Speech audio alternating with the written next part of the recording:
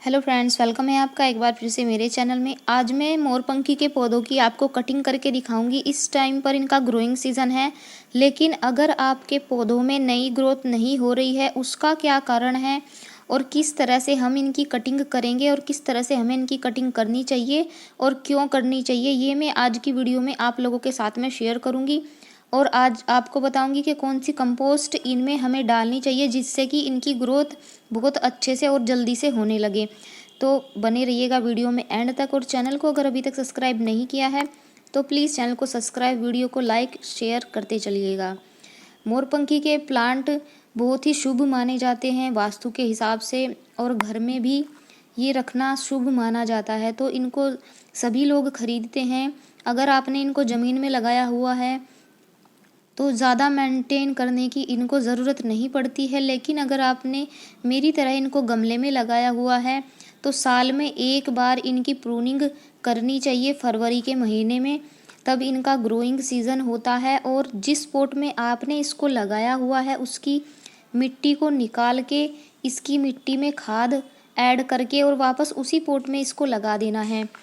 तो मैं इसकी कटिंग कर दूंगी, क्योंकि मेरे पौधों पे बिल्कुल भी ग्रोथ नहीं हो रही है और जो पुरानी पत्तियां हैं वो इस तरह से हो रही हैं। कुछ पत्तियां सूख गई हैं और कुछ सूखी सूखी रूखी रूखी सी हो रही हैं, जबकि ये पौधे पूरी तरह से ग्रीन रहते हैं। इनकी पत्तियों से ही इनका लुक आता है। तो जितनी भी इसकी पत्तियां हैं मैं सभी इसकी रिमूव करने वाली हूँ।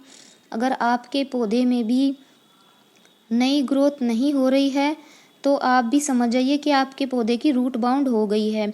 इस टाइम पर आप इसकी कटिंग भी ग्रो कर सकते हैं, और जो बीज इसके ऊपर लगे रहते हैं, इस तरह के बीज होते हैं इसके ऊपर और अंदर से ऐसे दाने निकलते हैं, उनको आप ग्रो कर सकते हैं।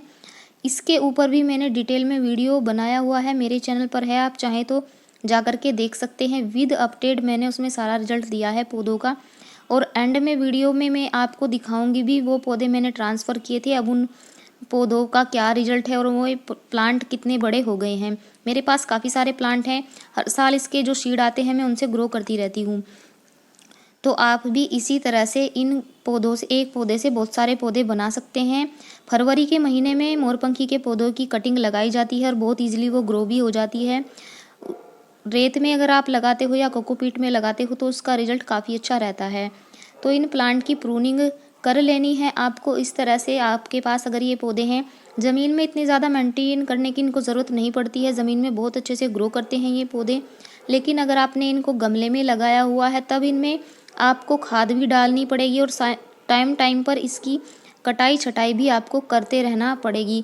कटिंग तो इसकी ज़मीन में लगा हुआ होता है, तब भी इसको शेप देनी पड़ती है, तभी ये पौधे अच्छे लगते हैं। तो इस तरह से आपको कटिंग कर लेनी है। मेरे प्लांट पर जितनी भी पत्तियां हैं सब रूखी सूखी हो रही थी, इस वजह से मैं सारी पत्तियों को इसकी रिमूव कर रही हूँ।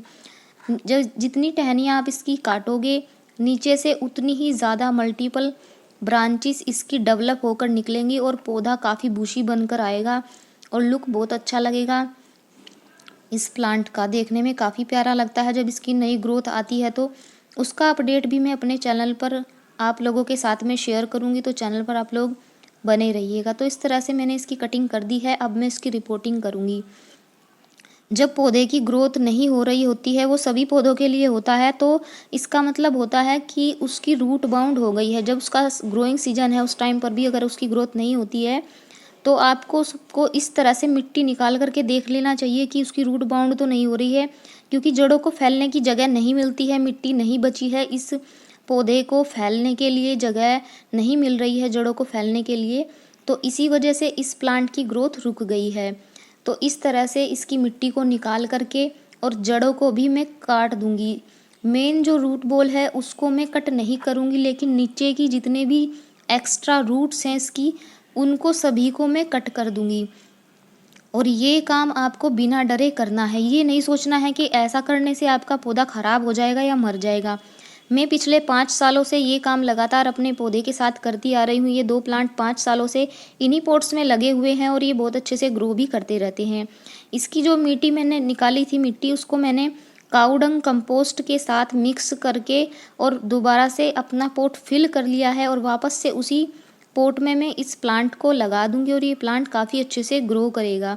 आप भी इसी तरह से अपने प्लांट को लगा दीजिए। अगर आप ज़्यादा बड़ा गमला इसको देना चाहते हैं तो भी आप दे सकते हैं। मेरे पास 20 इंच का पॉट है ये, और मैं हर बार इनको इसी में लगा देती हूँ और ये काफ़ी अच्छे से ग्रो भी करते हैं।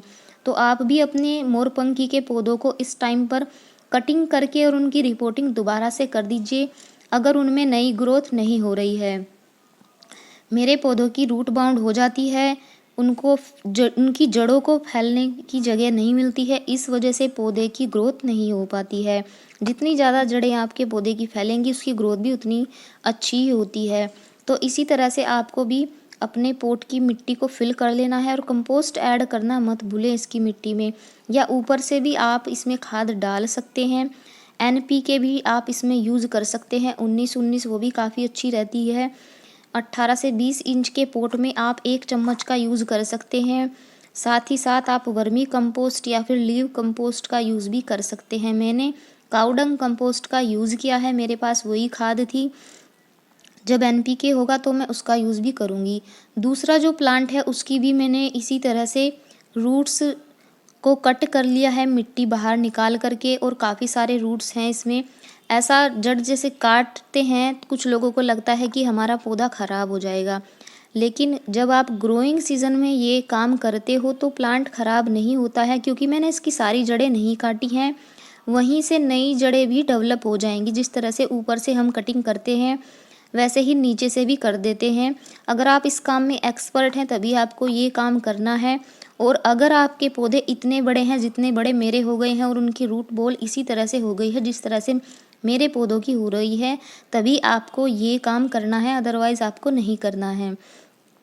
इस तरह से मैंने अपने पौधों को ट्रांसफ़र कर लिया है पॉट में, और इनको पानी जब हम डालेंगे तो हम इतना पानी डालेंगे पूरा भर के जो नीचे तक ड्रेन आउट हो जाए, क्योंकि इनकी मिट्टी पूरी तरह से सूखी थी। पानी का इनमें खास ख्याल रखना होता है, ज़्यादा नमी इन प्लांट को पसंद नहीं होती है। इसकी वेल ड्रेन सॉइल आपको बनानी है, तभी ये प्लांट अच्छे से ग्रो करते हैं। ज़्यादा नमी होने की वजह से भी ये पौधे ख़राब हो जाते हैं, तो इस बात का आपको ध्यान रखना है। आपके पौधे अच्छे से ग्रो करते रहेंगे इसी तरह से। और ये होते हैं थ्यूजा के प्लांट जो बीज से लगाए हुए हैं। ये पौधा मैंने अभी लगाया था नवंबर में और ये ग्रो भी हो गया। और ये लास्ट ईयर का प्लांट है, ये भी मैंने बीज से ही ग्रो किया था।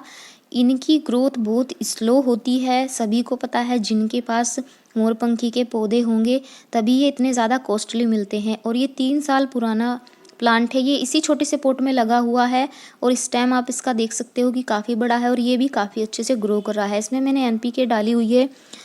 और भी सारे मेरे पौधे हैं, ये देखिए इनमें तो नई ग्रोथ भी हो रही है और काफ़ी अच्छे से ग्रो कर रहे हैं। ये सारे पौधे मैंने बीजों से ही तैयार किए हैं, उसका वीडियो भी मेरे चैनल पर है, आप चाहें तो जाकर के देख सकते हैं। तो मिलते हैं अगले वीडियो